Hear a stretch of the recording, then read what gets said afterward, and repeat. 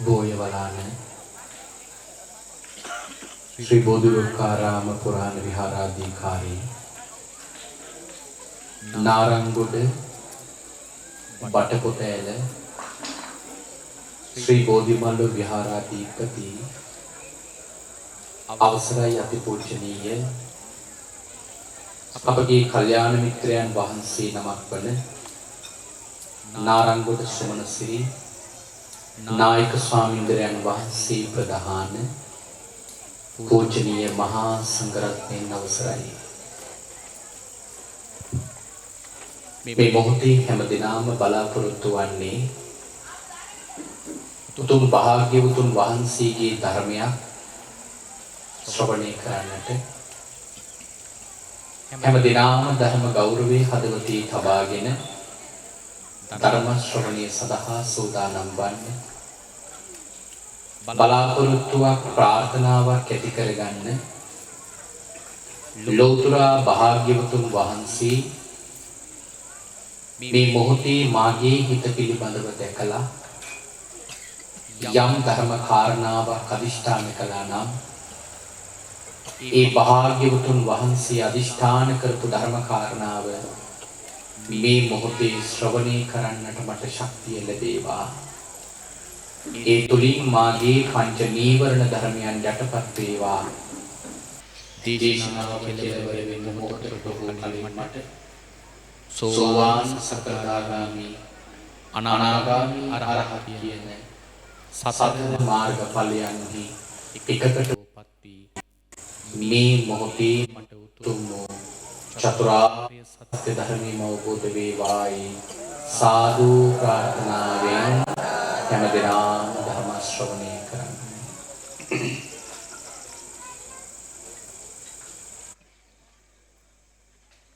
සමන්ත චක්ඛවාලේසු අත්‍රා ගච්ඡන්තු දේවතා සතධම්මං මුනි රාජස්ස සුනනන්තු සග්ග මොක්ඛදං ධම්මස්සවන කාලෝ අයං බදන්තා ධම්මස්සවන කාලෝ අයං බදන්තා නමෝ තස්ස භගවතු අරහතෝ සබ්බ ධම්මේසු අප්පටිහත ඥානචාරස්ස දස බලදරස්ස චතු වේසාරච්ච විසරදස්ස සබ්බ සත්තුත්තමස්ස ධම්මිස්සරස්ස ධම්ම රාජස්ස ධම්මස්සාමිස්ස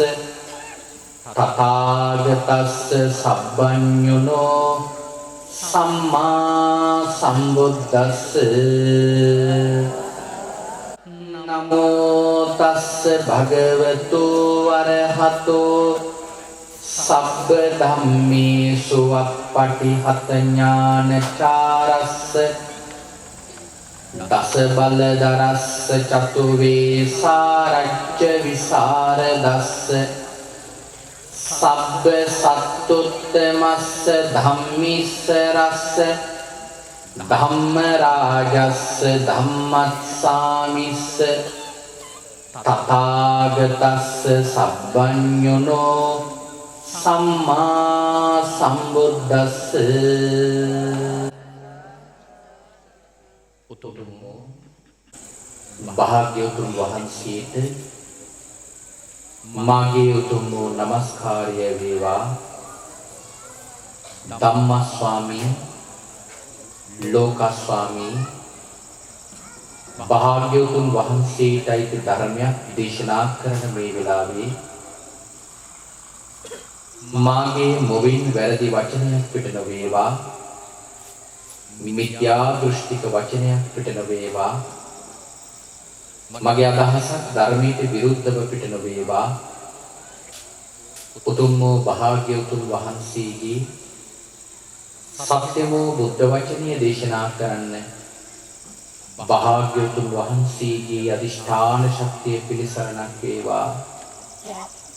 සංඝරත්නයේ අදිෂ්ඨාන ශක්තිය පිළිසරණක් වේවා. කෝටි ලක්ෂයක් වැඩ සිටින සියලුම ආර්යයන් වහන්සේලාගේ අනුග්‍රහය ලැබේවා. සියලුම සත්පුරුෂයන් වහන්සේලාගේ අනුග්‍රහය ලැබේවා. සියලුම ශාසන ආරක්ෂකයන් වහන්සේලාගේ අනුග්‍රහය ලැබේවා. හැම දිනාටම භාග්‍යවතුන් වහන්සේගේම ධර්මය අවබෝධ කරගෙන උතුම් චතුරාර්ය සත්‍ය ධර්මයම අවබෝධ කරගනිත්වා. සාදු සාදු සාදු.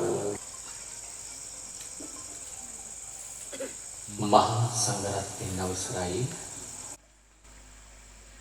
ශ්‍රද්ධා බුද්ධ සම්පන්න කාරුණික ගුණගරුක පින්වත්නි, අද මේ පින්වත් හැම දිනම මේ වෙලාවේදී බලාපොරොත්තු වන්නේ භාග්‍යවත් අරහත් සම්මා සම්බුදුරජාණන් වහන්සේ විසින් ඔබේ මගේ නිවන පිණිස මහා කරුණා දේශනා කොට වදාළ සුවාසු දහස් ධර්මස්කන්ධයන් අතරින් ඉතාම වටින ධර්ම කාරණාවක් ශ්‍රවණය කරන්නයි මේ ශ්‍රාවක පින්වත් පිරිස බලාපොරොත්තු වන්නේ.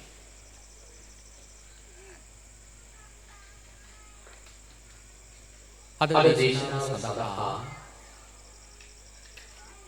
මම මාතෘකා කරගන්න අදහස් කරගත්තා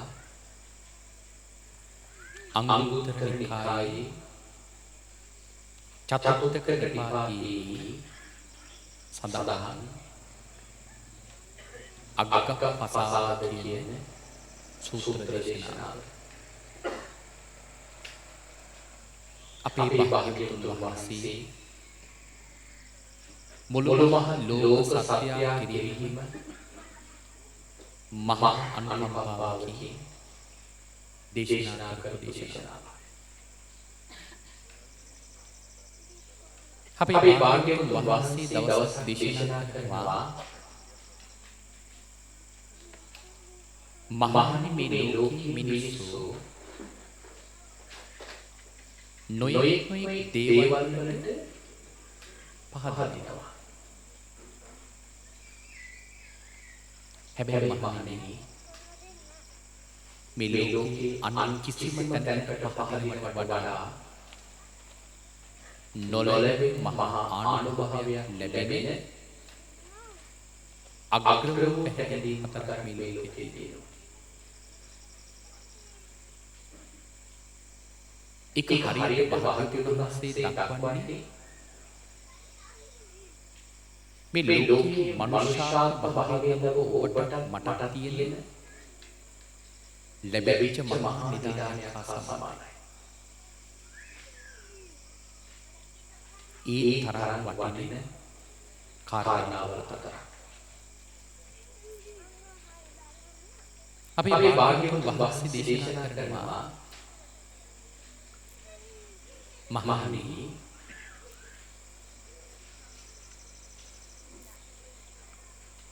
මේ ලෝකයේ සමහර දෙනෙක් අපදාවා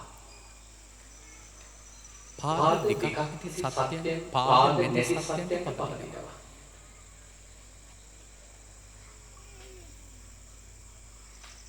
කවුද මේ පාද දෙකක් නැති සත්‍යෝ කියලා කියන්නේ?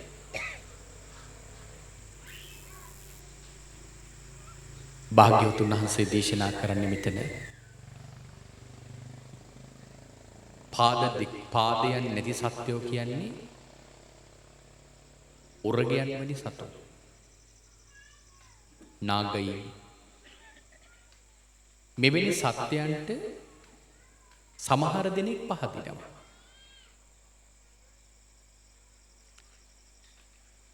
සමහර දෙනෙක් මේ නාගයා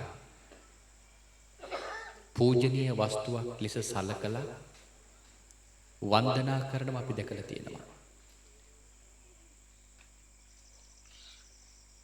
ඒක පින්වතුනි මේ මෑත කාලයක ආරම්භ වෙච්ච එකක් නෙවෙයි. බුදුරජාණන් වහන්සේ වැඩ ඉන්න කාලෙදී පවා මේ නාගයන්ට වන්දනා කරනවා කියන කාරණාව විශේෂයෙන්ම තිබිලා තියෙනවා. ඒ කාරණාව ගැන සිහිපත් කරනවා නම් උරුවෙල් කාශ්‍යප ජීවත් වෙච්ච ආරාමයේ අසල එක්තරා වනයක ජීවත් වුණ එරදිමත් නාගයෙක්. මේ නාගයාට තමන්ගේ මොවින් ගින්දර පිට කරන්න පුළුවන්. ඒ නිසා මිනිස්සු මේ නාගයාට බය නිසා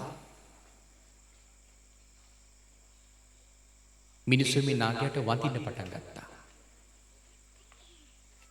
අන්‍ය මතයක් දැරුවත් උරුවෙල් කාශ්‍යපගේ ශ්‍රාවකයන්ට පවා මේ නාගයන්ට වඳින්න කියලා අවසර දීලා තිබුණා.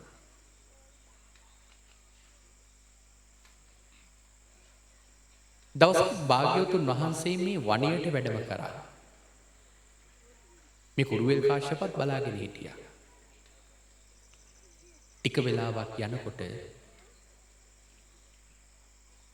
උරුවෙල් කාශ්‍යප දකිනවා වනයේ මැදින් මහා ගින්දරක් අහසට විහිදෙනවා. උරුවෙල් කාශ්‍යප අනුමාන කළා භාග්‍යවතුන් වහන්සේ දෙවෙන්නේ නැති කියලා. ඉතින් හිතනවා මොනතරම් අපරාධයක්ද මේ තරම් උසස් රූපයක් තියෙන ශ්‍රමණ බවත් ගෞතමියෝ නිකාම් නිරපරාධි දෙවිලා ගියා කියලා.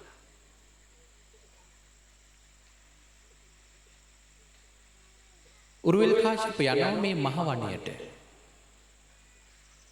විනාශ වෙලා ගියපු භාග්‍යවතුන් වහන්සේව දකින්න. නමුත් හිතාගෙන ගියපු එක නෙවෙයි වනය ඇතුළට ගියන් පස්සේ දැක්කේ.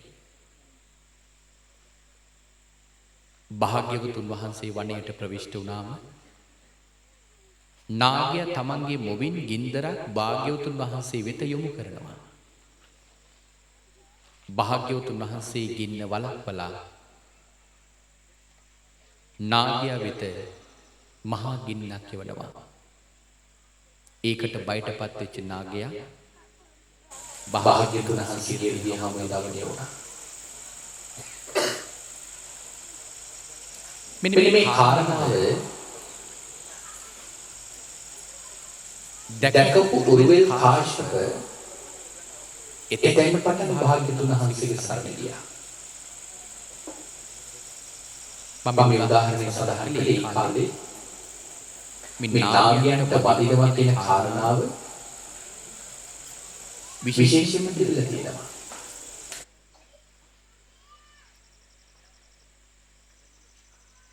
එතකොට මේ මිනිස්සු මෙවැනි පාද නැති සතුන් කෙරෙහි පැහැතිලා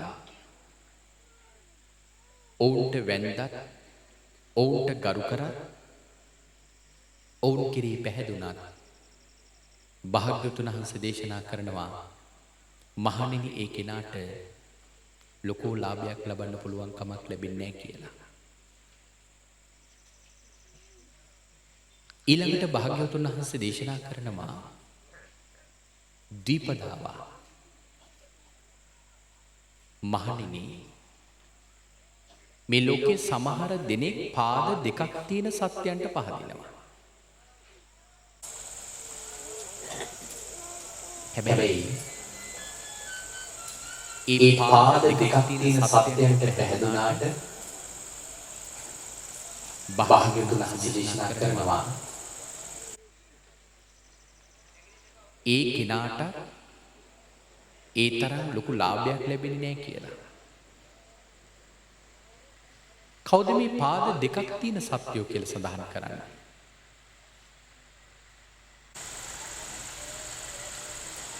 බලන්න මේක මිනිස් ලෝකේ මිනිසුන්ට මිනිස්සු කොච්චර පහදිනවද?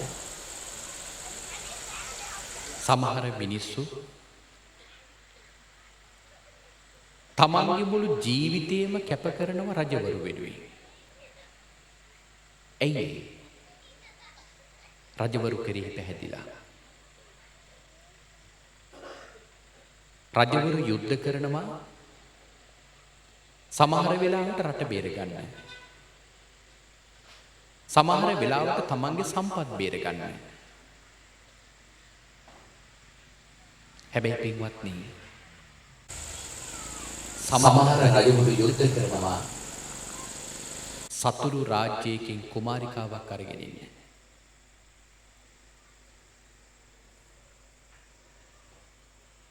එතකොට බලන්න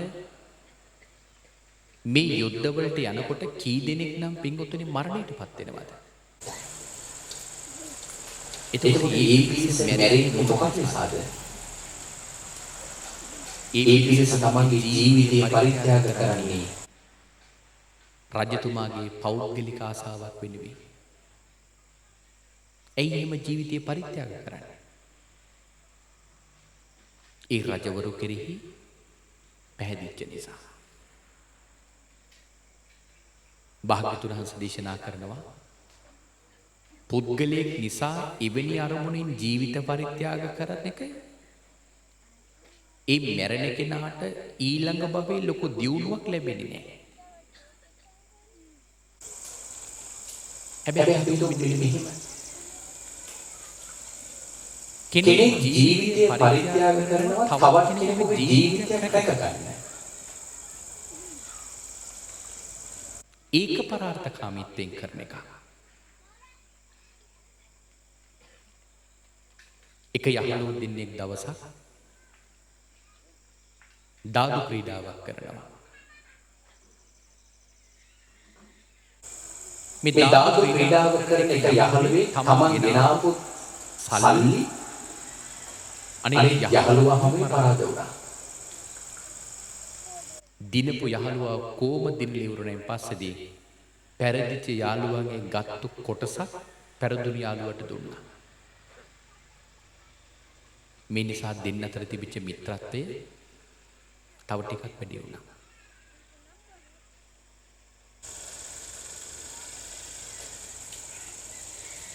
දවසක් දිනපු යහළුවා එක වරදක් කරලා රජතුමාට අහු වෙනවා. රජතුමා මේ පුද්ගලයාට මරණ දඬුවම නියම කළා. ඒක දැනගත්තු පෙරදිච්ච යාළුවා රජතුමාගේ ළඟට ගිහිල්ලා කියනවා මහරජ මේ මගේ යහළුවා මොහොත සමාව දෙන්න. ඔබ වහන්සේට කෙනෙක් මරන්න ඕනම නම් ඔහු වෙනුවෙන් මාව මරන්න.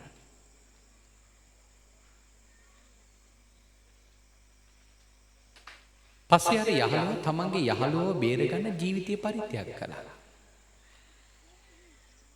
ඒ නිසා මරණයෙන් පස්සේ ගිහිල්ලා උප්පත්තිය ලැබුවා දිව්‍ය ලෝකේ. එහෙම දිව්‍ය ලෝකේ ඉපදුනේ තව කෙනෙකුගේ ජීවිතය බේරගන්න ජීවිතය පරිත්‍යාග කරන නිසා. පින්වත්නි, භාග්‍යවතුන් වහන්සේ දේශනා කරනවා මේ වගේ ලෝකයේ සමහර දෙනෙක් සමහර මිනිස්සු වෙනුවෙන් පහදිනවා. දෙවිවරු වෙනුවෙන් කොච්චර පහදිනවද බලන්න. සමහර දෙනෙක් බුදුරජාණන් වහන්සේටත් වඩා දෙවියන් කෙරෙහි කොච්චර පහදිනවද බලන්න. එහෙම පහදින කෙනාට පිටුතුනේ ඒ තරම් ලොකු දියුණුවක් ලැබෙන්නේ නැහැ. අපි මේ කාලේ ඕන තරම් එහෙම දෙවියන් වදහන්න මිනිස්සු ඉන්නවා. හැබැයි හරියට ශ්‍රද්ධාව තියෙන කෙනෙක් නම් කවදාවත් තමන්ගේ ශ්‍රද්ධාව කිසිම දෙවියෙක් කමුවේ බිඳගන්නේ නැහැ. අනේ පිටු සිටුතුමා බලන්න. අපේ සමාජයේ සමහර දෙනෙක් පහදින්නේ සැබෑවටම දෙවිවරු දැකලත් නෙමෙයි. කාගේ හරි ශරීරයකට ආරූඪ වෙනවා. ඒ ආරූඪ වෙන කෙනා කියන දේ පිළි අරගෙන කොච්චර මිත්‍යා දෘෂ්ටික වැඩ කරනවද බලන්න. සමහර දෙනෙක් තමන්ගේ ලෙඩක් හොද කරගන්න කියලා සත්තු පවා මරනවා. එහෙම අවස්ථාවල් තියෙනවා. එහෙම සලකලා බලනකොට පින්වත්නි කල්පනා කරලා බලන්න මිනිස්සුන්ගේ ළඟ තිබෙන ශ්‍රද්ධාව කොච්චර දුර්වලද කියලා. හැබැයි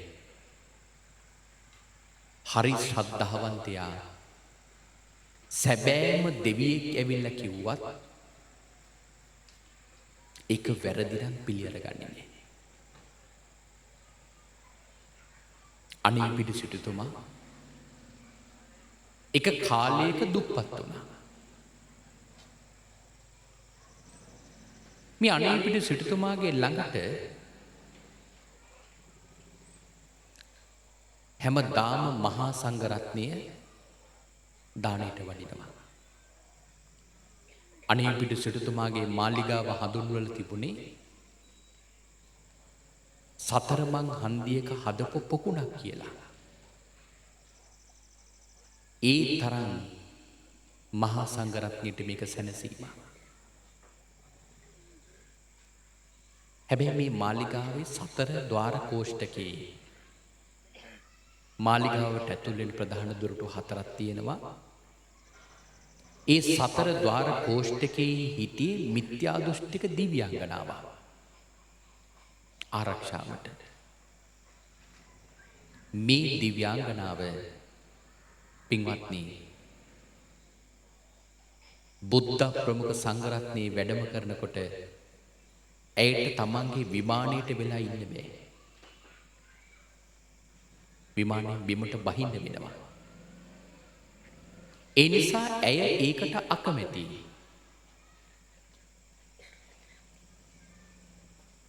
මේ දිව්‍යාංගනාව කල්පනා කරා තමන්ගේ දිව්‍ය ආනුභාවය තුලින් මේ නිවසට වඩින මහා සංඝරත්නයව නවත්තන්න ඕන කියලා. ඒ සඳහා උපක්‍රමයක් නිර්මාණය කළා.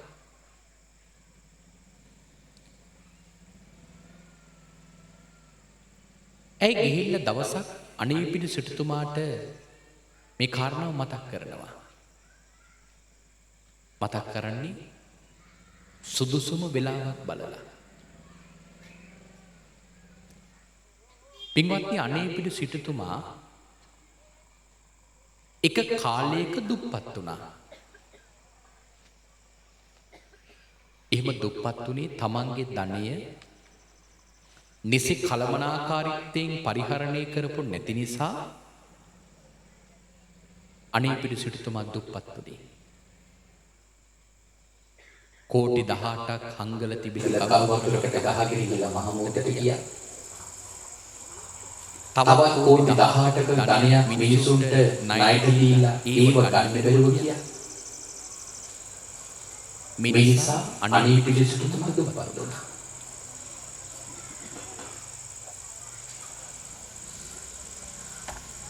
මෙන්න මේ දුප්පත් වෙච්ච වෙලාවක් බලලා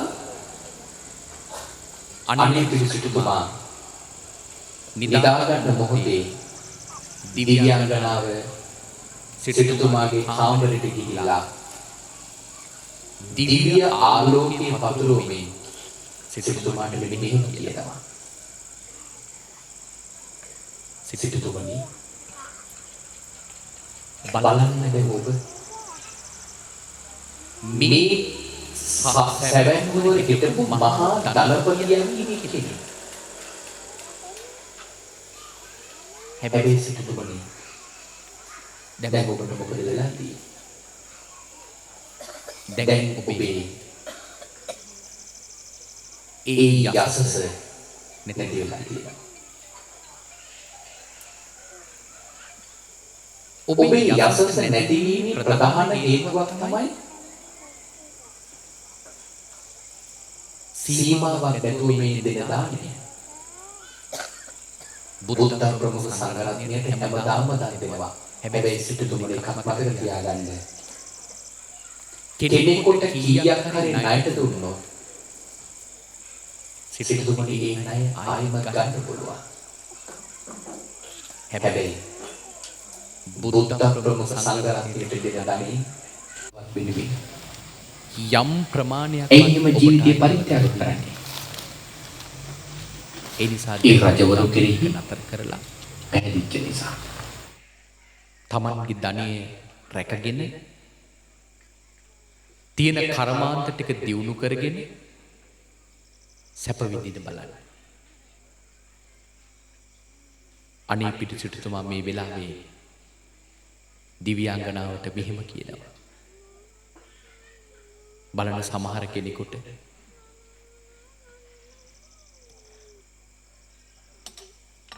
ඔහොම කතාවක් අහන්න ලැබුණු ඒ කෙනා පින්වතුනි ශ්‍රද්ධාව කොච්චර බිඳ ගනීද?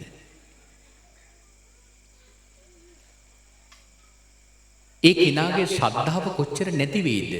ඇයි? මේ කාටවත් ආරූඪ වෙලා කියන එකක් නෙමෙයි. සැබෑවටම දෙවියෙකුයි පහළ වෙලා මේ කතාව කියන්නේ. මිනිස්සු කොච්චරනම් ශ්‍රද්ධාව හිමුණාම බිඳ ගනීද? නමුත් පින්වතුනි අනේ පිටිසිටුතුමා දිව්‍යාංගනාවට කියනවා නුඹ වගේ 100ක් නුඹ වගේ 1000ක් නුඹ වගේ ලක්ෂයක් මගේ ළඟට ඇවිල්ලා ওই කතාව කිව්වත් නුඹ හිතාවිද මගේ තියෙන ශ්‍රද්ධාවෙන් සුළු මොහොතක් හරි සැලෙවි කියලා? මම දන් දෙන එක නතර කරන්නෙත් නෑ. මගේ දානේ නවත්තන්න මේ ලෝකේ කාටවත් බෑ. හැබැයි නුඹ වගේ මිත්‍යා දෘෂ්ටිකෙක් මගේ මේ වාසලේ වාසය කරනවා දැක්කම මට කනගාටුවක් ඇති වුණා. එක මොහොතක් මෙතනින් නැතුව වහාම මේ ස්ථානයෙන් පිටත් වෙන්න කියනවා. බලන්න අභියෝගී කවුද කරන්නේ? සැබෑ ශ්‍රද්ධාවක් තියෙන. ඒ වගේ පින්වත්නි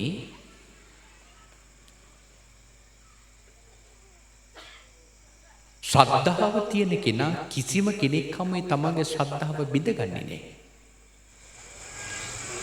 ඒ ශ්‍රද්ධාව ඒ විදියට පවත්වා ගන්න හැම වෙලාවකම ශ්‍රද්ධාවන්තය කටයුතු කරනවා. නමුත් අද කාලේ බොහෝ දෙනෙක් එහෙම මිත්‍යා දෘෂ්ටික දේවල් වලට පැහැදිලා තමන්ගේ මුළු සංසාරේම පින්වතුනි අසරණ භාවයකට පත් කරගන්නවා. භාග්‍යවතුන් වහන්සේ දේශනා කරනවා එහෙම පාද දෙකක් තියෙන කෙනෙකුට පැහැදුනායි කියලා ඒකේ අග්‍ර විපාක ලැබෙන්නේ. ඊළඟට භාග්‍යවතුන් වහන්සේ දේශනා කරනවා චතුප්පදාවා. සමහර දිනෙක පාද 4ක් තියෙන සත්‍යයන්ට පහදිනවා. පින්වත්නි අදටත් බලන ඉන්දියාවේ මේ ගවයා පූජනීය වස්තුවක් වගේ සලකලා පින්වතුනි වන්දනා කරන්නේ. ගවයාව සලකන්නේ පූජනීය වස්තුවක් හැටියට. සමහර වෙලාවට ඉන්දියාවේ සමහර අයට ඉන්න නිවාස නැහැ. තමන් ඉන්නේ පොල්ලත පැලක. හැබැයි ගවයා වෙනුවෙන් සිමෙන්ති වලින් හදපු ගෙයක් හදලා දීලා තියෙනවා. ඒ තරම් ගෞරවයක් ඒ ගවයාට දක්වනවා. මොකද සමහර අයට හිතෙනවා සමහර සතුන්ගේ රූපය දැක්කම සුබයි. සමහර සතුන්ගේ හඬ අහන එක සුබයි. සමහර සතුන් ස්පර්ශ වෙන එක සුබයි. සමහර සතුන්ගේ රූප දකින්න එක අසුබයි. සමහර සතුන්ගේ රූප හඬ අහන්න එක අසුබයි. සමහර සතුන්ගේ ස්පර්ශය අසුබයි කියලා මෙහෙම සුබ අසුබ භාවයක් තීරණය කරනවා. අපි භාග්‍යවතුන් වහන්සේ උන්වහන්සේ කාරණාවට හරි අපූර්ව ජාතක කතාවක් දේශනා කරනවා. ජාතකයේ නම තමයි සතබත්ත ජාතකය. එක්තරා ගමක අම්මයි තාත්තයි පුතෙකුයි ජීවත් වුණා. මේ තාත්තා හදිස්සියෙම මරණයට පත් වෙනවා. තාත්තා මැරෙන්න කලින් එක යහළුවෙකුට කහවණු 1000ක් ණයට දීලා තිබුණා. අම්මා පුතාට කියනවා මමත් මැරෙන්න කලින් පුළුවන් නම් ඒ කහවණු 1000 ඉල්ලගෙන ඉන්න. මොකද මම මැරුණොත් නුඹටවත් ඒ කහවණු 1000 ගන්න බැරි වෙයි. අම්මගේ කීමට පුතා යනව කහවණු 1000 ගන්න. පින්වත්නි, ඒ පුතා ගිහිල්ලා සුළු මොහොතකට පස්සේදී අර අම්මා අන්තරා වෙනවා. හැබැයි මැරෙන්නේ ඊළඟ භවයේ ලොකු දියුණුවක් ලැබෙන්නේ නැහැ. ඕපපාතික හිවල් හැබැයි අපි හිතමු හැබැයි මේ හිවල් දෙන්නට පින්වතුනි පුළුවන් පෙර ආත්මය බලන්න. මොකද මේ ඕපපාතික හිවල් දෙනක් කියන්නේ? මව් කුසක පිලිසෙඳගෙන ඉපදිලා වැඩෙන ශරීරයක් නෙමේ, වැඩුණු ශරීරයකම උපදිනවා. ඒකට කියන ඕපපාතික උපදිනවා කියලා. දැන් මේ හිවල් දිනේ එහෙම ඉපදුනේ වැඩුණු ශරීරයක් එක්ක. පෙර ආත්මය ආවර්ජනය කරලා බලනකොට පේනවා තමන් මේ වගේ තැනක ඉපදලා මෙතනට ආවේ. තමන්ගේ පුතා කහවණු 1000 අරගෙන එන්න ගියා. දැන් එන්නේ වැටි. හිවල් දෙන පුතා එන මාර්ගයට යනවා. යනකොට දකින්නවා මාර්ගයේ මැද හොරු පිරිසක් ඉන්නවා. දැන් මේ හිවල් දෙන කල්පනා කරා මගේ පුතා මේ පාරේ ආවොත් මගේ පුතා මේ හොරු පිරිසට අහු වෙන්න පුළුවන්. ඒ නිසා හිවල් දෙන මොකද කරේ? පුතා එන මාර්ගය නවත්තන්න හිවල් දෙන මාර්ගයේ කෙළවරටම ගියා. ඒ කාලේ පින්වතුනි ඒ රටේ මිනිස්සු හිවල් හඬ අසුබයි කියලා විශ්වාස කළා. ඒ කාලේ හිටිය සතබත්ත කියලා එක පක්ෂියේ.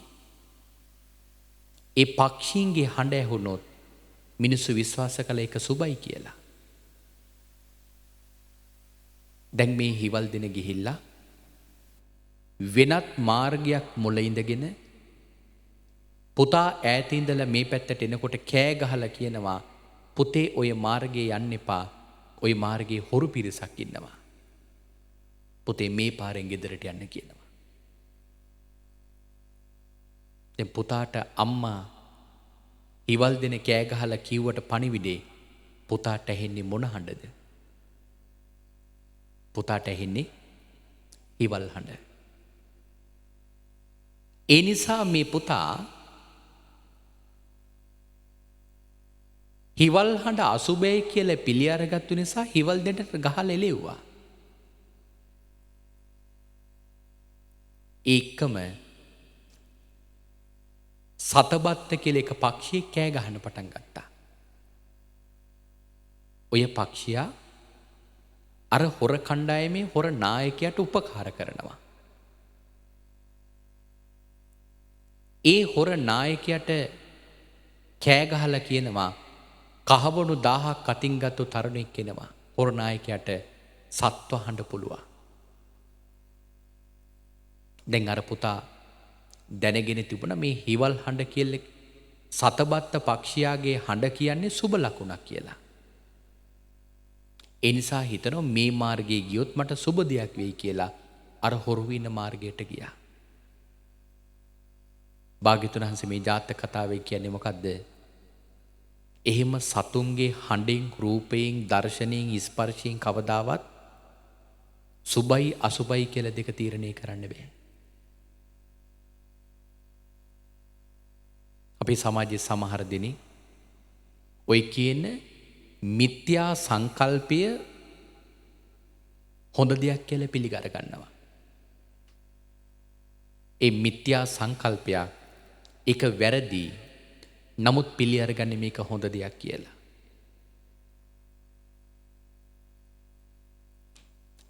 ඒ වගේ සමහර දෙනෙක් ඉන්නවා මේ වගේ සතර පාද තියෙන සත්‍යයන්ට පහදිනවා. ඊළඟට භාග්‍යතුන් වහන්සේ දේශනා කරන ওই වගේ සමහර දෙනෙක් බහුපදාවා බොහෝ පාද තියෙන සත්‍යයන්ට පහදිනවා. සමහර දෙනෙක් සංඤීවා සංඥාව තියෙන සත්‍යයන්ට පහදිනවා. සමහර දෙනෙක් අසංඤීවා සංඥාවක් නැති සත්‍යයන්ට පහදිනවා. සමහර දෙනෙක් රූපීවා රූප තියෙන සත්‍යයන්ට පහදිනවා. සමහර දෙනෙක් අරූපීවා අරූපතර සත්‍යයන්ට පහදිනවා. හැබැයි භාග්‍යතුන් වහන්සේ දේශනා කරනවා එහෙම පැහැදුනා කියලා ඒ අයට ලොකු ලාභයක් නැහැ. භාග්‍යවතුන් වහන්සේ දේශනා කරනවා මේ ලෝකේ පාද නැති සත්‍යයන් අතරින් ගත්තොත් පාද දෙකක් තියෙන සත්‍යයන් අතරින් ගත්තොත් පාද හතරක් තියෙන සත්‍යයන් අතරින් ගත්තොත් බොහෝ පාද තියෙන සත්‍යයන් අතරින් ගත්තොත් රූපී අරූපී සංඤී අසංඤී කියන මේ සියලු සත්‍යයන් අතරින් ගත්තොත් මේ ලෝකේ පින්වතුනි අග්‍රතම උත්තමයා තමයි කවුද? භාග්‍යවත් අරහත් සම්මා සම්බුදුරජාණන් වහන්සේ කියලා කියන්නේ. ඒ භාග්‍යවතුන් වහන්සේ කෙරේ යමෙක් පැහැදෙනවා නම් ආන් ඒ පැහැදීම හඳුන්වනවා මේ ලෝකයේ තියෙන අග්‍රතම පැහැදීම කියලා. භාග්‍යවතුන් වහන්සේ කෙරේ පැහැදෙන එක තමයි මේ ලෝකේ උත්තම පැහැදීම බවට පත් වෙන්නේ. අග්‍රතම පැහැදීම බවට පත් වෙන්නේ. අපේ භාග්‍යවතුන් වහන්සේ මේ ලෝකේ මේ විශ්ව ධාතුවේ ගත්තොතින් අග්‍රතම උත්තමයන් වහන්සේ. භාග්‍යවතුන් වහන්සේ ගුණ මහත්වයෙන් අග්‍රයි. භාග්‍යවතුන් වහන්සේගේ මහා කරුණාවෙන් අග්‍රයි. භාග්‍යවතුන් වහන්සේගේ ප්‍රඥාවෙන් කාය බලයෙන් එ르දියෙන් ධාන ශක්තියෙන් කියන මේ මොන කාරණාව ගත්තත් පින්වත්නි භාග්‍යවතුන් වහන්සේ මේ ලෝකයේ අග්‍රයි. ඒ භාග්‍යවතුන් වහන්සේට සමාන කරන්න තබා භාග්‍යවතුන් වහන්සේගේ ළඟින්වත් යන්න පුළුවන් කෙනෙක් මේ විශ්ව ධාතුවේ පින්වතුනි කොහෙවත් නැහැ. අපි භාග්‍යවතුන් වහන්සේ ගැන නෙමෙයි පින්වත්නි පාරමිතා පුරපු මහබෝසතාණන් වහන්සේට කොයිතරම් ප්‍රඥාවක් කාය බලයක් තිබුණද බලන්න. සමහර දිනේ මේ පාරමිතා පුරපු මහබෝසතාණන් වහන්සේට තිබිච්ච ප්‍රඥා මහිමේ ගැන කිව්වත් සමහර කෙනෙක් ඒක විශ්වාස කරන්නේ නැහැ. අපි මේ පින්වතුන් කල්පනා කරලා බලන්න බෝධිසත්ව කාලේ අපේ මහබෝසතාණන් වහන්සේට කොච්චර ප්‍රඥාවක් තිබුණද?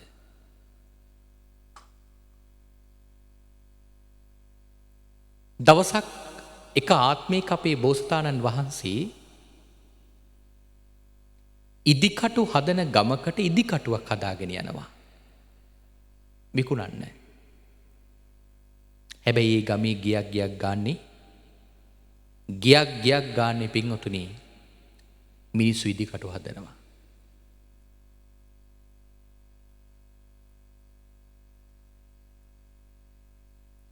මේ ගමට ගිහිලා බෝධිසත්වයෝ ඉදිකටුව විකුණන්න පටන් ගත්තා. නමුත් පිංගුතුනි ඉදිකටුව විකුණ ගන්න ලැබුණේ නැහැ. එක මිනිස්සෙක් ඉඳගෙන කියන ওই මෝඩ වැඩේ නතර කරලා ඉදිකටු නැති ගමකට ගිහලා ඕක විකුණන්න. ඒ වෙලාවේ බෝසතාණන් වහන්සේ කියනවා මේ ඉදිකටුව මේ ගමේ කවුරුවත් නොදන්න විශේෂ ඉදිකටුවක්. නමුත් ඒ මිනිස්සයා අරගෙන බලනකොට නිකම්ම නිකන් ඉදිකටුවක් විතරයි. ඉතින් මේ මිනිස්සයා අහන මොකද්ද මේකේ තියෙන විශේෂත්වය? බෝධිසත්වයන් වහන්සේ කියනවා මේකේ විශේෂත්වය මට නුඹට කියලා වැඩක් නැහැ. මේකේ විශේෂත්වය කියන්නේ ගමේ ප්‍රධානියව මුණ ගැස්වන්න. ගමේ ප්‍රධානියගේ ළඟට එක් කරගෙන යනවා. ප්‍රධානිය ඉදිකටුව බලලා කියන මොකද්ද මේකේ තියෙන විශේෂත්වය? බෝධිසත්වයන් වහන්සේ කියනවා ඕක ඉදිකටුවක් නෙමෙයි. ඕක ඉදිකටුවක් දාපු කොපුවක්. ඕක කොපුවක්. ඕකේ ඇතුලේ ඉදිකටුව තියෙන්නේ. ඉතින් ප්‍රධානියා කොපුව ගලෙව්වා. ඇතුලේ තිබිච්ච ඉදිකටුව ගත්තා. එතකොට ඉදිකටුවක් කොච්චර සිහින්ද? ඒක කොපුවක් නම් ඒකේ ඇතුලේ තියෙන එක කොච්චර සිහින් නැද්ද? ඊළඟට අහනවා මේකද ඉදිකටුව? බෝධිසත්වෝ කියනවා නෑ. ඕකත් ඉදිකටුව නෙමෙයි. ඕකත් ඉදිකටුව දාපු කොපුවක්. ඊළඟට දෙවෙනි එකත් ගලවනවා. ඒක ඇතුලේ තියලා ගන්නවා ඉදිකටුව. අහනවා මේකද ඉදිකටුව? බෝධිසත්වෝ කියනවා නෑ. ඕකත් ඉදිකටුවක් දාපු කොපුවක්. එතකොට තුන්වෙනි එකත් ගලවනවා. හතරවෙනි එකත් කොපුවක්. හතරවෙනි එකත් ගලවනවා. පස්වෙනි එකත් කොපුවක්. පස්වෙනි එකත් ගලවනවා. හයවෙනියට ගත්ත එකත් කොපුවක්. හයවෙනි එක ගැලෙවෙන් පස්සේදී තමයි පින්වතුනි හත්වෙනියට ඉදිකටුව මුණ ගැහෙන්නේ. එතකොට හිතන්න හත්වෙනියට ගත්ත එක කොච්චර සිහින්ද කියලා. පින්වත්නි ගමේ ප්‍රධානිය අහනවා මොකද්ද මේ ඉදිකටුවේ තියෙන විශේෂත්වය? බෝධිසත්වෝ කිනෝකේ විශේෂත්වය පෙන්වන්න මට වතුර බේසමකුයි කිනිහරෙකුයි කුළු ගෙඩියකුයි ගෙනල්ලා දෙන්න. ගෙනාපු වතුර බේසමට ඉදිකටුව දානවා. ඉදිකටුව පාවෙනවා. ඒ කියන්නේ පාවෙනවා කියන්නේ එහෙනම් ඒ ඉදිකටුව ඒ තරම් බර නෑ. බර නම් පාවෙන්නේ නෑනේ. ඒ කියන්නේ බර නෑ කියන්නේ එහෙනම් ඒ ඉදිකටුව ශක්තිමතුත් නෑ. පින්වත්නි එහෙම පාවෙන ඉදිකටුව අරගෙන අර කිනිහිරට ඉදිකටු තුඩ තියලා අනිත් පැත්තට වේගෙන් කුළු ගෙඩියෙන් පහරක් එල්ල කරනවා. පින්වත්නි වතුර බේසමේ පාවිච්ච අර ඉදිකටුව කිනිහිර පසාරු කරගෙන පින්වතුනි යටට යනවා. එහෙනම් ඒ තරම් ඒක ශක්තිමත්. එතකොට ඕක අපිට කොච්චර පිළිගන්න පුළුවන්ද? අපටවත් විශ්වාස කරන්න බැරි ওই ඉදිකටුව දැකපු ගමේ මිනිස්සු කොච්චර පුදුමයටපත් වෙන්නේ නැද්ද?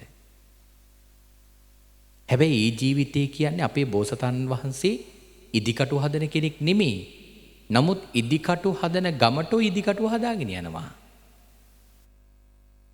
ඒ තරම් ප්‍රඥා මහන් තත්ත්වයක් ප්‍රඥා මහත්වයක් අපේ මහබෝසතාණන් වහන්සේට පාරමිතා පුරන කාලේ තිබුණා. කුසජාතික අරගෙන බලන්න. කුසරයිතුමාට විවාහයක් කරගන්න ඕනේ කිව්වම කුසරයිතුමා කියනවා මගේ හිතේ ඉන්න කෙනාව ගෙනල්ලා දුන්නොත් මම විවාහ වෙන්නම්. එතකොට මව්දේවිය ලෝකේ ඉන්න දක්ෂතම රත්තරන් වලින් පිළිම හදන්න පුළුවන් කෙනාව ගෙන්නවනවා. රන්කරුව බෝසතාණන් වහන්සේගේ හිතේ ඉන්න රූපය අහගෙන ගිහිල්ලා රත්තරන් වලින් පිළිමයක් හදාගෙන එනවා. පිළිමේ ගේන්නේ නැතුව හිස් අතින් කුසරහිතුමාගේ ළඟට ඇවිල්ලා කියනවා මහරජ දේවයන් වහන්සේ කාමරේ ඇතුළට යන්න බැහැ. කාමරේ ළඟ දේවීන් වහන්සේ වැඩ ඉන්නවා කියනවා. එහෙනම් මොකද්ද මේ වෙලා තියෙන්නේ? ලෝකේ ඉන්න දක්ෂතම රන්කරුවා රැවටුණා. කුසරජතුමා හදපු රූපෙට ඇත්ත කාන්තාවක් කියලා. හැබැයි කුසරජතුමා කියන්නේ ඒ ජීවිතේ පිළිම හදන කෙනෙක්ද? නැහැ. නමුත් සසරේ පාරමිතා ශක්තියෙන් උන්වහන්සේට ලැබිච්ච මහා ප්‍රඥාව අනුභවයෙන් උන්වහන්සේ දෙකලේ. ওই වගේ මහ බෝසතාණන් වහන්සේට කොච්චර ශක්තිය තිබුණද කියලා සම්භව ජාතකයේ, විතුර ජාතකයේ, මහෝෂධ ජාතකයේ ওই වගේ ජාතක කතා කියවුවොත් අපේ මහ බෝසතාණන් වහන්සේට කොච්චර ශක්තියක් තිබුණද කියලා හිතා ගන්න පුළුවන්. එතකොට පාරමිතා පුරණ කාලයේ බෝසතාණන් වහන්සේට ඔය තරම් ශක්තියක් තිබුණා නම් සියලු පාරමිතාවන් පුරාගෙන ඇවිල්ලා මේ ලෝකේ සිද්ධාර්ථ කුමාරයා වෙලේ ඉපදුනාම ඒ සිද්ධාර්ථ කුමාරට කොච්චර ප්‍රඥාවක් කාය බලයක් තියෙන්නේ නැද්ද? ඕක හරියට නොදන්නා කම නිසාම අපි සිද්ධාර්ථ කුමාරයා පිළිබඳව පුංචි කාලේ ඉඳලා මහලා තිබෙන වැරදි දේවල්.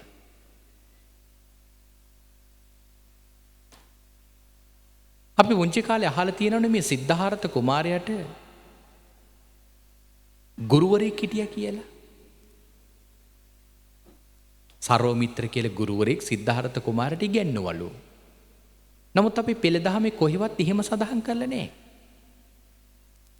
අපි පෙළ දහමේ කොහෙවත් සිද්ධාර්ථ කුමාරට එහෙම සර්වමිත්‍ර කියලා ගුරුවරයෙක් හිටියා කියලා සඳහන් කරලා නැහැ. හැබැයි එක දෙයක් කියන්න පුළුවන්. සිද්ධාර්ථ කුමාරයා ඉගෙන ගත්තේ නැහැ කියලා නම් කියන්න පුළුවන්. මොකද ඒකට කියන උදාහරණය සිද්ධාර්ථ කුමාරයා ඉගෙන ගත්තේ නැති නිසානේ සුප්පබුද්ධ රජතුමා කියන්නේ දුව විවාහ කරලා දෙන්න බෑ ශිල්ප දන්නේ නැති කෙනෙකුට කියලා. එතකොට ඒකට කනස්සල්ලෙන් ඉන්නකොටනේ සිදුහත් කුමාරයා සුද්ධෝදන රජතුමාට කියන්නේ මහරජ ශිල්ප දක්වන උත්සවයක් සූදානම් කරන්න කියලා. කොහොමද ශිල්ප දක්වන උත්සවේ දක්වපු දස්කම්? කෙනෙක් කිව්වට විශ්වාස කරන්නෙත් නැහැ. 1000ක් දෙනෙක් එකට එකතු වෙලා අදින්න පුළුවන් දුන්නක් අරගෙන ඒ දුන්න අදින්න නම් ශක්තිවන්ත පුරුෂයෝ 1000ක් ඉන්න ඕන. එහෙම දුන්නක් අරගෙන ඊතල 1000ක් පිටේ බැඳගෙන ඊතල 1000 අහසට විදිනවා. එක එක පළවෙනි ඊතලේ විදිනවා 10 වෙනි ඊතලේ විදලා ඉවර වෙනකන් අර පළවෙනි ඊතලේ පිංගුතුනි බිමට වැටුන්නේ නැහැලු. එතකොට හිතන්නකො කොයිතරම් වේගෙන් විදින්නේ නැද්ද? එක එක ඊතලේ විදින්නේ පළවෙනි ඊතලේ විදලා ඉවරුනාම ඒ ඊතලේ බිමට වැටෙන්න කලින් අනිත් 999ම විදලා ඉවරයි.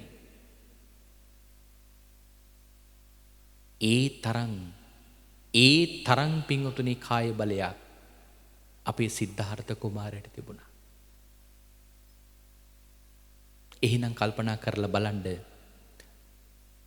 සාරා සංඛ්‍ය කල්ප ලක්ෂයක් පුරාවටම සමතිස් පාරමිතා පුරලා මේ ලෝකයේ අතිඋතුම් බුද්ධ රාජ්‍ය ළඟා කරගත්තෝ භාග්‍යවත් අරහත් සම්මා සම්බුදුරජාණන් වහන්සේට පිංගුතුනි මොන තරම් ගුණයක් මොන තරම් ශක්තියක් පිංගුතුනි තියෙන්නේ නැද්ද? ඒවනම් පිංගුතුනි හිතන්න කියන්න නෙමෙයි හිතලවත් ඉවර කරන්න බෑ. ඒ නිසයි අපි කියන්නේ බුදුගුණ නම් අනන්තයි. බුදුගුණ අනන්තයි. අපිට කවදාවත් බුදුගුණ හිතලා නිම කරන්න බෑ. ඒ තරම් පිංඔතුනි බුදුගුණ භාග්‍යතුන් වහන්සේට තියෙනවා. බුදුරජාණන් වහන්සේ නමක් තුළ පවතින ගුණ දන්නේ තවත් බුදු කෙනෙක් විතරයි. එවන් සම්මා සම්බුදුරජාණන් වහන්සේ නමකොත් කල්පයක් පුරාවටම බුදුගුණ දේශනා කළත් කල්පයේ දින ඉවර වේ. නමුත් බුදුගුණ දේශනාව අවසන් වෙන්නේ නැහැ. ඒ තරම් බුදුගුණ අනිචින්තියයි.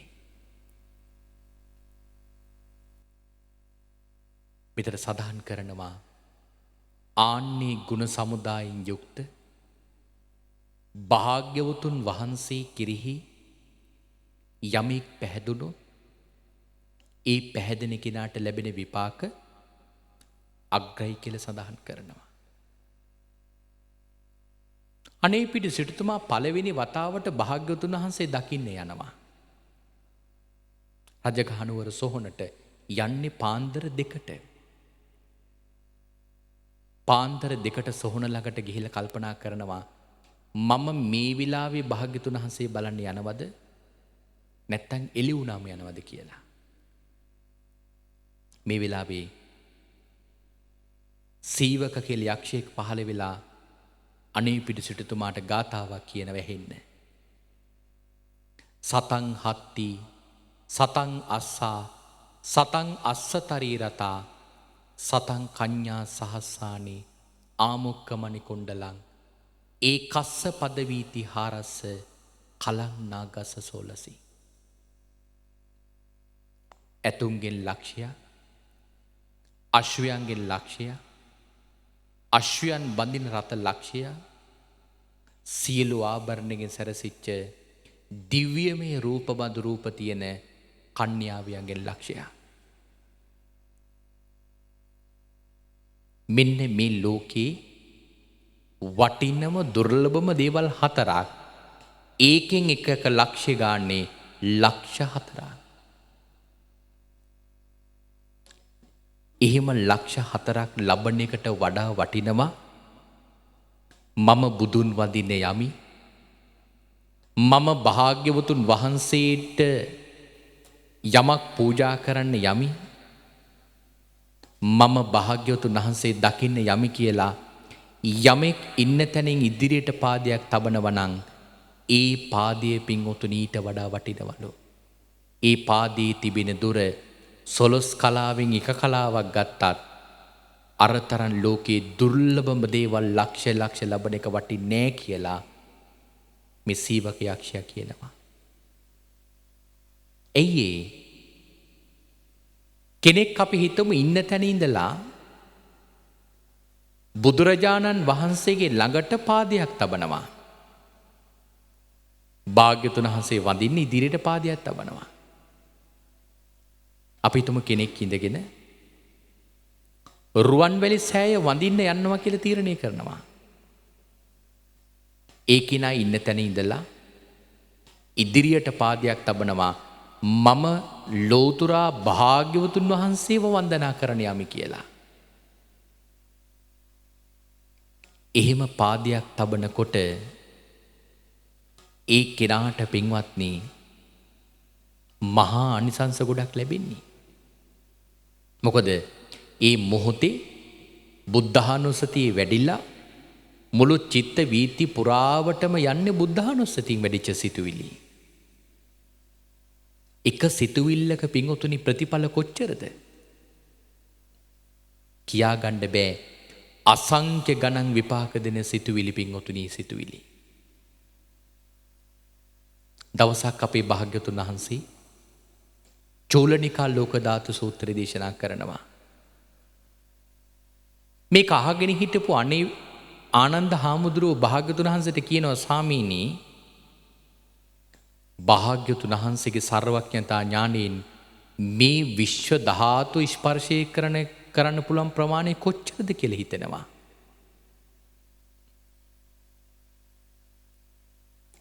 මේ ශාසනය කොයිතරම් උසස්ද කියලා හිතෙනවා. ඒ කහගෙන හිටියා උදායි කියලා හාමුදුරු කෙනෙක්. උදායි හාමුදුරු ආනන්ද හාමුදුරන්ට කියනවා ආනන්දය මෙවන් උසස් ශාසනික නුඹ මොකක්ද අහනව කරගෙන තියෙන්නේ. මොකද ආනන්ද හාමුදුරු රහත් වෙලා හිටියේ නෑ වෙනකොට. ඒ විතරක් නෙවෙයි ආනන්ද හාමුදුරු බුදුරජාණන් වහන්සේගේ ළඟින්ම එකටමයි හිටියේ. නමුත් රහත් වෙලත් නෑ. ඒ නිසයි උදායි හාමුදුරු එහෙම කිව්වේ. භාග්‍යතුන් වහන්සේ උදායි හාමුදුරන්ගේ වචනේ වළක්වලා කියනවා උදායි එහෙම කියන්න එපා. උදායි දන්නවද මේ ආනන්දගේ හිතේ මේ මොහොතේ ඇතිවෙච්ච මේ සිතුවිල්ල කොච්චර බලවත්ද කියලා? උදායි ආනන්ද මේ භවී මැරුණොත් මේ මොහොතේ මා කෙරෙහි ඇති කරගත්තු මේ චිත්ත ප්‍රසාදේ නිසා ජීවිත 7ක් සක්‍ර දේවේන්ද්‍රය වෙලා උපදිනවා කිව්වා. ජීවිත 7ක් ශක්‍ර දේවේන්ද්‍රය වෙලා උපදිනවා කිව්වා. ඒ භාග්‍යතුන් වහන්සේ මේ ජීවිත 7කට ලඝු කළේ. ඒ තරම් බුදුගුණ ප්‍රමාණයක් වැඩිච්ච කෙනෙකුට ජීවිත 7යිද විපාක ලැබෙන්නේ නෑ. පින්වත්නි ආනන්ද හාමුදුරුවෝ වෙනකොට සෝවාන් ඵලයේ පිහිටලා හිටියේ. සෝවාන් ඵලයේ ලැබපු කෙනෙකුට මතු ජීවිත ලැබෙන ජීවිත උපරිම ගත්තොත් 7යි. ජීවිත 7කින් ඒ කෙනා නිවන් දකිනවා. ඒ නිසයි ආනන්ද හාමුදුරන්ට භාග්‍යතුන් වහන්සේ ආනිසංස රූපානේ ඒ තරමටම ලඝු කළේ. නැත්තං සාමාන්‍ය පෘථග්ජනයෙකුට ඔක හිතුණා නම් පිංගුතුනි අසංඛ්‍ය ගණන් ආනිසංස ලබන්න පුළුවන්. මිනිස්සුන්ට භාග්‍යවතුන් වහන්සේ පිළිබඳව සිත පහදවාගෙන ඇතිවෙන සිතුවිලි ප්‍රමාණය ගැන කවර කතාද? පිංගුතුනි මේ භාග්‍යවතුන් වහන්සේ කෙරෙහි තිරිසන්ගත සතෙක් පැහැදුණා. ඒ තිරිසන්ගත සතාටත් අප්‍රමාණානිසංස ප්‍රමාණයක් පිංගුතුනි ලබලා දෙනවා. දවසක් අපේ භාග්‍යවතුන් වහන්සේ ඉන්දසාල කියලා එක වේදියක කියන එක පර්වතයක් අසල ඉන්දසාල කියලා ගුහාවක් තිබුණා. එහි භාග්‍යවතුන් වහන්සේ වාසය කළා. භාග්‍යවතුන් වහන්සේගේ පසුපසින් හැමදාම පිණ්ඩපාතයේ වඩිනකොට බකුමුණු පක්ෂියෙක් ගමන් කරනවා මද දුර. ආයිමත් නැවත ගුහාවට වඩිනකොට ඉතුරු ප්‍රමාණය ඇවිල්ලා භාග්‍යවතුන් වහන්සේට කුටියට වඩිනකන් ඉඳලා නැවතත් පර්වතයට යනවා. දවසක් භාග්‍යවතුන් වහන්සේ කුටියේ වැඩ ඉන්නකොට මේ බකුමුණු පක්ෂියා භාග්‍යවතුන් වහන්සේට වඳිනෝ වගේ ඇවිල්ලා බලන් ඉන්නවා. අත්තටු දෙකකට එකතු කරගෙන වඳිනෝ වගේ ඉන්නවා. මේක දැකපු භාග්‍යවතුන් වහන්සේ මද සිනාවක් පහල කළා. ඒ වෙලාවේ ආනන්ද හාමුදුරු හේතු ඇහුවම කියනවා ආනන්දය මේ අප ඉදිරිපිට ඉන්නේ මේ බකුමුණු පක්ෂියා මෙයින් තවත් කල්ප ලක්ෂයක් ගිය තැන සෝමනස්ස කියන නමින් පසේ බුද්ධත්වයේ ලැබනවා කිව්වා. ආනන්ද මේ මොහොතේ මා කිරී ඇති කරගත්තු මේ චිත්ත ප්‍රසාදේ නිසා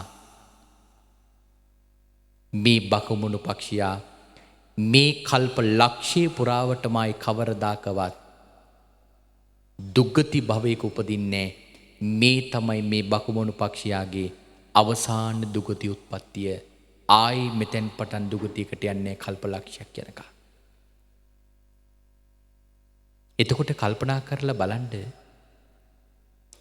මේ සංඥාවක් පිහිටුව ගන්න දුෂ්කර තිරිසන්ගත සතෙකුට පිංගුතුනි ඔය තරම් ආනුභාවයක් ලැබෙනවා නම් හිතලා බලන්න ධර්ම අවබෝධයක් කරගන්න පුළුවන්. බුදුරජාණන් වහන්සේගේ ගුණ හිතින් වඩන්න පුළුවන්. ඔබටත් මටත් බුදුරජාණන් වහන්සේ කිරී කොයි තරම් නම් පැහැදීමක් ඇති කරගන්න පුළුවන්ද. ඒ නිසා පින්වතුනි, ඒ භාග්‍යවතුන් වහන්සේ කිරිහි පැහැදුනොත් පහදින කෙනාට අප්‍රමාණ ආනිසංස ලබන්න පුළුවන්. ඒකයි සඳහන් කරේ යේ කේචි බුද්ධං සරණං ගතාසේ නතේ ගමිස්සන්ති අපාය භූමින් පහාය මනුසන් දේහං දේවකායම් පරිපූර්ණසන්ති. යමෙක් බුදුන් සරණ යනවනම් ඒ බුදුන් සරණ යන කෙනා මරණින් මතුව දිව්‍ය ලෝකයක උත්පත්ති ලබනවා. ඒ තරම් පින්වත්නි භාග්‍යවතුන් වහන්සේ කිරී පහදින කෙනාට ආනිසංස ලැබෙනවා. එහෙමනම් සසරේ දුගතියෙන් මුදවන, සසරේ නිර්වාණ මාර්ගයට යොමු කරවන වටිනාම කාරණාවක් තමයි මේ භාග්‍යවතුන් වහන්සේ කෙරේ පහදිනවා කියන කාරණාව. එහෙමනම් අපේ මේ ශ්‍රාවක පින්වත් හැම දෙනාම මෙතෙක් වේලා පුරාපැයක පමණ කාලයක් පුරාවටම ලෝතුරා භාග්‍යවතුන් වහන්සේගේ අප්‍රමාණ ගුණ කදම්බයෙන් අල්ප මාත්‍ර කොටසක් මේ මොහොතේ මෙනෙහි කරලා බුද්ධානුස්සතියක් හිතේ වඩා ගන්නට යෙදුණා. එහෙමනම් මේ භාග්‍යවතුන් වහන්සේ කිරී පැහැදිලා තමන්ගේ හිතේ භාග්‍යවතුන් වහන්සේ කිරී අල්ප මාත්‍ර හෝ බුදු ගුණයක් වැඩුණා නම් ඒ වැඩෙන බුදු ගුණය මොහොතින් මොහොත දවසින් දවස දියුණු කරගන්න ශක්තිය ලැබේවා. ඒ භාග්‍යවතුන් වහන්සේ පිළිබඳව තවත් ගුණයන් වඩන්නට භාග්‍යවතුන් වහන්සේ කෙරෙහි අප්‍රමාණ පැහැදීමක් ඇති කරගන්නට මේ උතුම් වූ භාග්‍යවතුන් වහන්සේ පිළිබඳව දේශනා කරපු ඒ දේශනාවම උපකාරයක් වේවා. නිවන් දකින ජාති දක්වාම භාග්‍යවතුන් වහන්සේගේම සරණ ලැබේවා. ඒ භාග්‍යවතුන් වහන්සේගේ සරණින් එක මොහොතක් නොමිද භාග්‍යවතුන් වහන්සේ කිරිහිම සිත පහදවාගෙන ප්‍රාර්ථනීය බෝධියකින් උතුම් වූ චතුරාර්ය සත්‍ය ධර්මයේම අවබෝධ වේවායි සාදු සාදු කියා හැම දිනාම ප්‍රාර්ථනා කරගන්න. හොඳයි, එහෙමනම් අද දවසේ මේ උතුම් පුණ්‍ය භූමිය තුල සදහම් යාත්‍රා නේත්‍රා ප්‍රතිෂ්ඨාපන පින්කම් මාලාවේ තවත් විශේෂිත දවසක් හැටියට මේ උතුම් සද්ධර්මානුශාසනාව මේ විදියට නිමාවට පත් කරන්නයි බලාපොරොත්තු වන්නේ. තව සල්ප වේලාවකින් තවත් පින්කමක් ආරම්භ කරන්න තිබෙන නිසා අපි මීට වඩා දේශනාව දීර්ඝ කරන්නට බලාපොරොත්තු වන්නේ නැහැ. නමුත් මේ කෙටි වේලාව තුළ මේ පින්වත් හැම දෙනාම ඊටමත් හොඳට ධර්ම ශ්‍රවණය කරන්නට යෙදුණා. ඉතින් මේ විහාරස්ථානයේ අතිගෞරවනීය විහාරාධිපති පරම පූජනීය අපගේ නාරංගොඩ සුමනසිරි කල්යාණ මිත්‍රයන් වහන්සේගේ ආරාධනාව පරිදි අපි මේ විහාරස්ථානයේ අපේ ගෞරවනීය හාමුදුරුවෝ අපි බොහොම හොඳට කල්යාණ මිත්‍රත්වයෙන් ඇසුරු කරන ස්වාමින් වහන්සේ නම. නිරන්තරයෙන්ම අපිත් සමග කතා බහ කරලා අපගේ දුක සැප බලලා යම් යම් අවශ්‍යතාවයන් වලදී අපට උදව් උපකාර කරලා සම්බුද්ධ ශාසනයේ ශාසනික ගමනකට වීරියක් වන්නට ශක්තියක් වන්නට අපිත් එක්ක ඉන්න බොහෝම හොඳ කල්යාණ මිත්‍රයන් වහන්සේ නම. පිවිතුරු ප්‍රාර්ථනාව හදවතේ තබාගෙන මේ විහාරස්ථානයේ වැඩ කටයුතු ආරම්භ කරන්නට යෙදුනේ. මං හිතන්නේ වසර කිහිපයකට කලින් අපිත් එක්ක කතා කරනකොට මේ විහාරස්ථානය මේ තරම් දියුණු මට්ටමකට පැවතුනේ නෑ. අපිත් වැඩම කරපු පළවෙනි අවස්ථාව.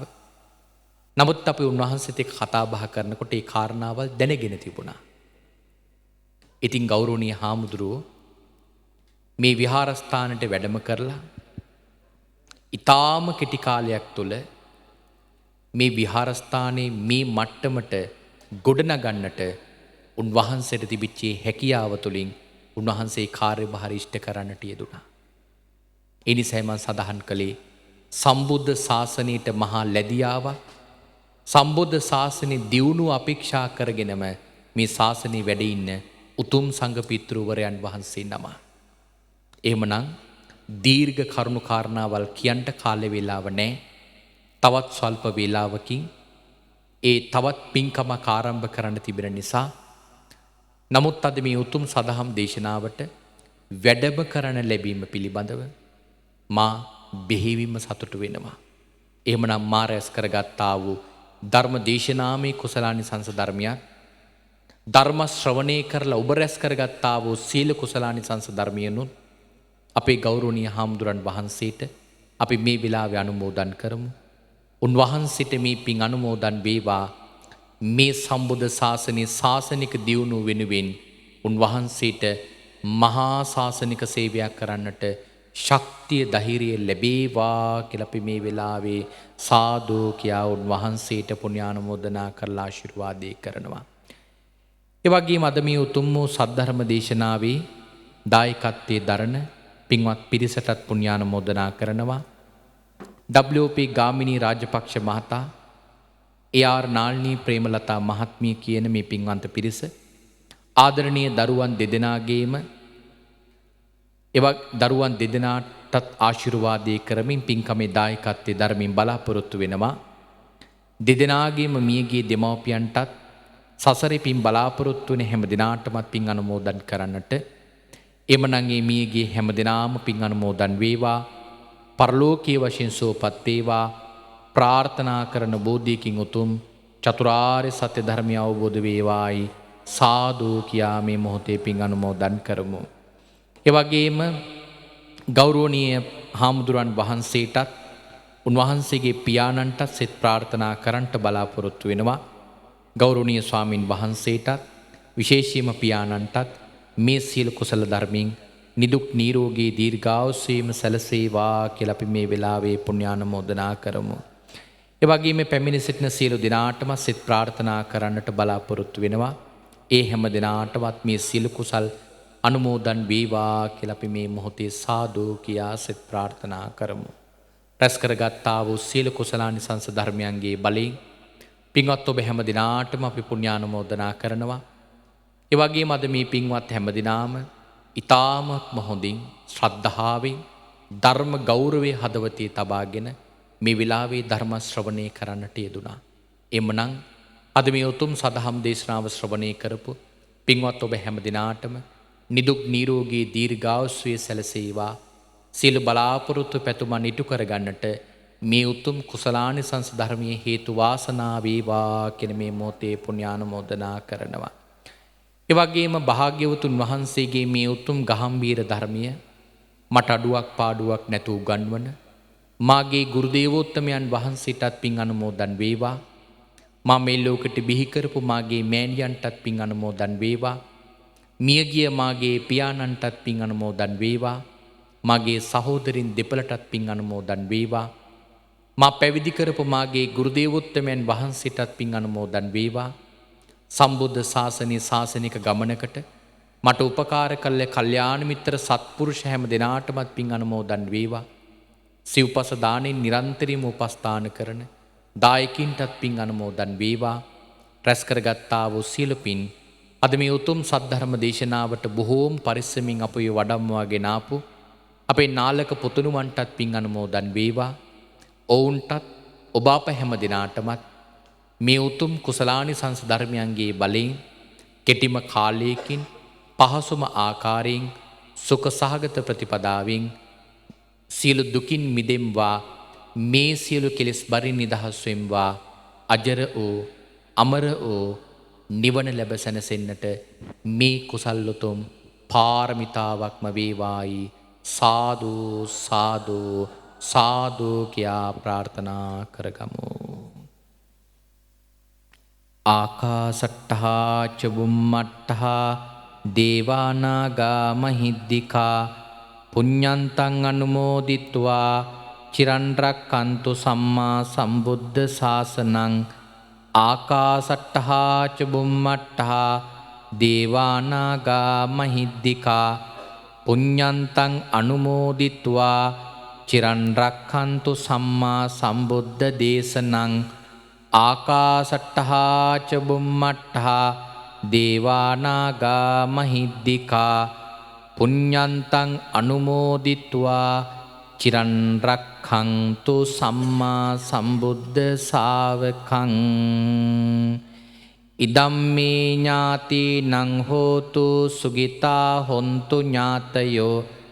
ඉදම්මේ ඥාතිනං හෝතු සුගිතා හොන්තු ඥාතයෝ. ඉදම්මේ ඥාතිනං හෝතු සුගිතා හොන්තු ඥාතයෝ.